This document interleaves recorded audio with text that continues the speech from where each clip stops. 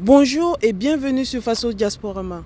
Aujourd'hui, nous sommes en présence de Monsieur François Ier, styliste, modéliste et créateur de mode.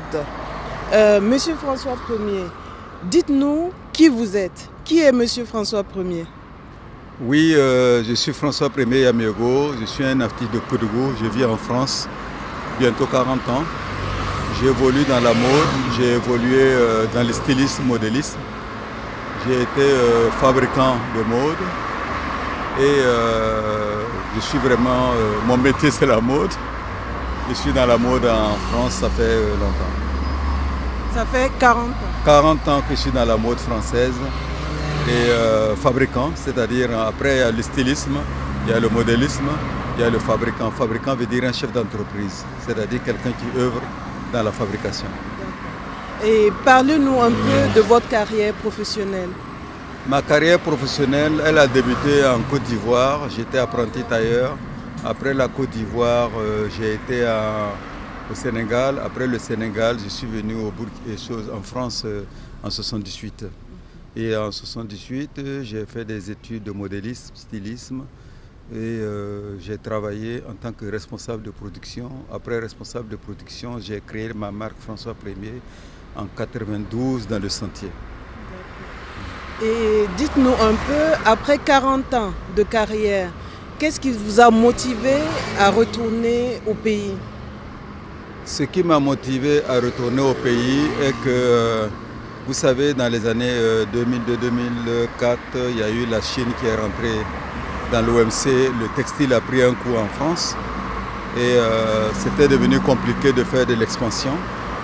Et puis après j'ai découvert le faso d'Anfani, une matière noble, du coton 100% tissé.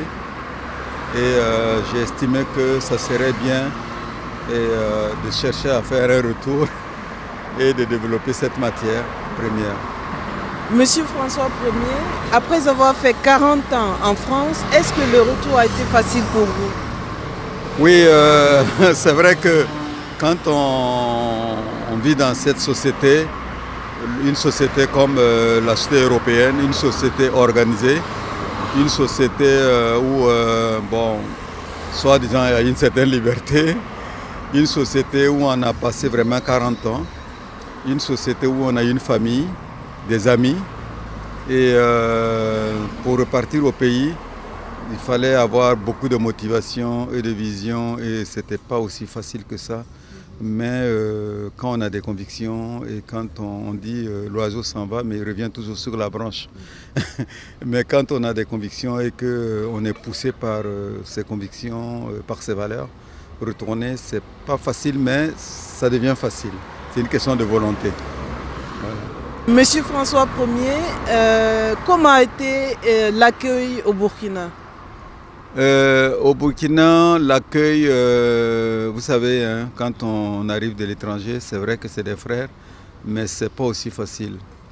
Il y a un vieux qui m'a dit, j'ai eu la chance de croiser un vieux là-bas qui m'a dit, ah, tu viens de venir, tu vas t'installer, mais sache une seule chose, il y a un banc, il y a déjà des gens sur le banc, assis, il va falloir que tu fasses ta place.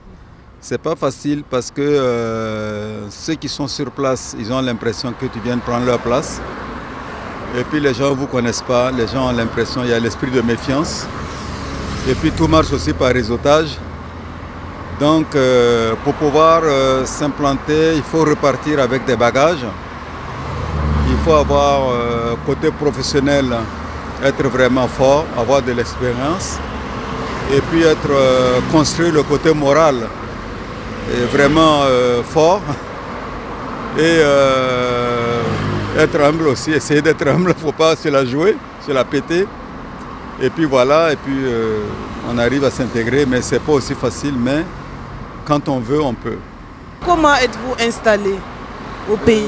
Au Burkina Faso, au départ, j'ai commencé à, comme je vous disais, à m'installer en tant que créateur, c'est-à-dire un créateur, c'est celui qui conçoit les modèles et qui on faisait aussi un peu de sur-mesure.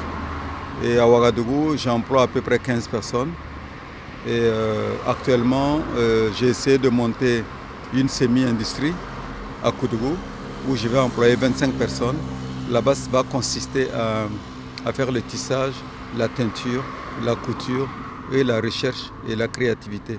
Ça veut dire que là-bas, ça vient en amont pour appuyer ceux de Ouagadougou et pour me permettre aussi d'avoir des produits de qualité pour pouvoir exporter en Europe. Donc je suis à Ouaga et à Koudougou. J'imagine que tout ceci sera bénéfique pour notre pays. En tout cas, Monsieur François Ier, je vous remercie d'avoir accepté l'interview.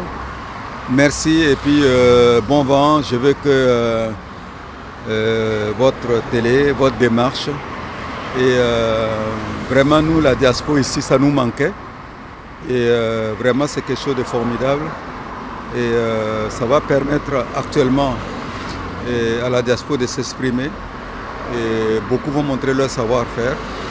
Et ça va faire rayonner la culture burkinabé et le Burkina qui gagne. Et merci beaucoup, que Dieu vous protège. Merci.